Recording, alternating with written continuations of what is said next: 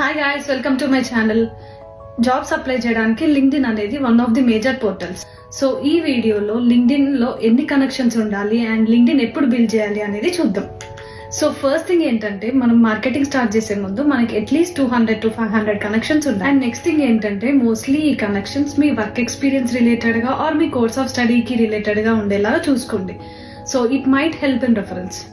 So ఈ LinkedIn connections ఎలా build చేయాలి అంటే, మీ వర్క్ ఎక్స్పీరియన్స్ ఆర్ మీ బ్యాచిలర్స్ ఆర్ మాస్టర్స్ కి రిలేటెడ్ గా ఉన్న వాళ్ళని లింక్డ్ఇన్ లో వెళ్ళి సెర్చ్ చేస్తే you will find list of people.